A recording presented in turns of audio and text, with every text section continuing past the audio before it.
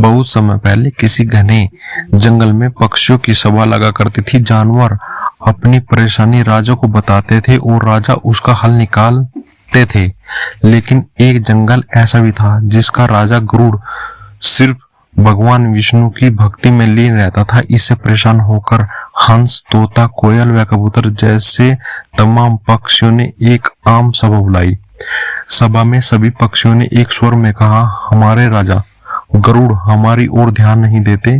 तभी मोर ने कहा कि हमें अपनी परेशानी को लेकर विष्णु लोक तक जाना पड़ता है।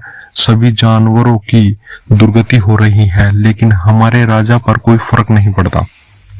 उसी वक्त हुदहुद चिड़िया ने एक नया राजा बनाने का प्रस्ताव रखा। कोयल ने कुहू कुहू और मुर्गे ने कुकड़ुकू की आवाज निकालकर इसका समर्थन किया।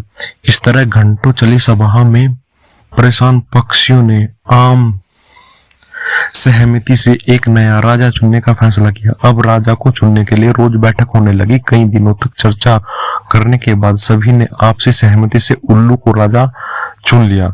नए राजा का चुनाव होते ही सभी पक्षी उल्लू के राज्याभिषेक की तैयारी में जुट गए। तमाम तीर्थ स्थलों से पवित्र जल मंगवाया गया और राजा के सिंहासन को मोतियों से जड़ने का कार्य तेजी से होने लगा। सारी तैयारी होने के बाद उल्लू के राज्याभिषेक का दिन आया। मुकुट, माला, सब सामान तैयार था। तोते मंत्र पढ़ रहे थे। तभी दो तोते ने राज्याभिषेक से पहले उल्लू से लक्ष्मी मंदिर जाकर पूजन करने को कहा। उल्लू फौरन तैयार हो गया और दोनों तोतों के साथ पूजा करने के लिए उड़ गया। उसी समय इतनी तैयारी और सजावट देखकर कौवा आ गया। कौवे ने पूछा, अरे इतनी तैयारी किस खुशी में है? उत्सव क्यों मनाया जा रहा है? इस पर मोर ने कौवे से कहा, हमने जंगल का नया राजा चुना है। आज उनका राज्याभिषेक होना है, इसी के लिए ये सब सजावट की गई है। इतना सुनते ही गुस्से से लाल कौवे ने कहा, ये फैसला लेते समय मुझे क्यों नहीं बुलाया गया? मैं भी तो एक पक्षी हूँ। इस बात का जवाब तुरंत मोर ने देते हुए कहा, यह फैसला जंगली पक्षियों की सभा में लिया गया था। तुम तो बहुत दूर इंसानों के शहर और गांव में जाकर बस गए हो। गुस्से में काले कौवे ने पूछा, किसे तुमने राजा चुना है? तो मोर ने बताया उल्लू को। ये सुनते ही कौवा और गुस्सा हो गया। वो अपना सिर जोर जोर से पीट कर काव काव करने लगा। मोर ने पूछा, अरे क्या हुआ तुम्हें? कौवे ने कहा, तुम सब बहुत मूर्ख हो। उल्लू को राजा चुन लिया जो दिन भर सोता है, सिर्फ रात में दिखाई देता है। तुम अपनी परेशानी किसके पास लेकर जाओगे? इतने सुंदर और बुद्धिमान पक्षियों के होते हुए भी आलसी और कायर उल्लू को अपना राजा चुनने पर तुम्हें शर्म नहीं आई? धीरे धीरे कौवे की बात पक्षियों का पर असर करने लगी। सभी आपस में फुसफुसाने लगे, उकसाने लगे। उन्हें लगने लगा कि उनसे बहुत बड़ी भूल हो गई है। इस वजह से देखते ही देखते सभी पक्षी वहां से गायब। राज्य अभिषेक के लिए सजी जगह पूरी तरह सुनी हो गई। अब जैसे ही उल्लू और दो तोते वापस आए तो उन्हें जगह को सुना पाया। यह देखकर दोनों अपने साथियों को ढूंढने और वहां से जाने की वजह जानने के लिए उड़ गए। वहीं उल्लू को कुछ दिख तो रहा नहीं था, इसलिए उसे कुछ पता नहीं चला और राज्याभिषेक के लिए तैयार होने लगा। लेकिन चारों तरफ शांति पर शक हुआ।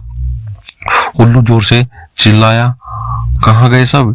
इतने में पेड़ पर बैठी उल्लू की दोस्त ने कहा, सब चले गए, अब नहीं होगा आपका राज्याभिषेक।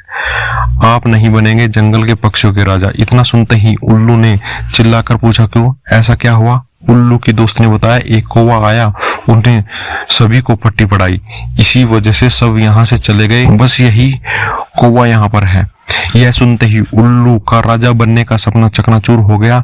दुखी उल्लू ने कौवे से पूछा, तूने मेरे साथ ऐसा क्यों किया है? लेकिन कौवे ने कोई जवाब नहीं दिया। इतने में उल्लू ने ऐलान कर दिया, आज से कौवा मेरा दुश्मन है। आज से सभी कौवे उल्लुओं के दुश्मन होंगे। ये दुश्मनी कभी खत्म नहीं होगी। इतना कहकर उल्लू उड़ गया। उल्लू की धमकी सुनकर कौवा बहुत परेशान हो गया। कुछ देर तक सोचने लगा। इस दौरान उसके मन में हुआ कि बेकार ही उसने उल्लू से दुश्मनी मोल ली है। उसे काफी पछतावा भी हुआ। लेकिन अब वो कुछ नहीं कर सकता था क्योंकि बात बिगड़ चुकी थी। इसी सोच में कौवा वहां से उड़ गया। तब से उल्लू और कौवे की दुश्मनी चलती आ रही है, इसलिए मौका मिलते ही उल्लू कौवे को मार देते हैं और कौवे उल्लू को। कहानी से सीख, दूसरों के मामले में हस्तक्षेप करना भारी पड़ सकता है। दूसरों का काम बिगड़ने की आदत उम्र भर दुश्मनी दे सकती है, इसलिए अपने काम से काम रखना चाहिए।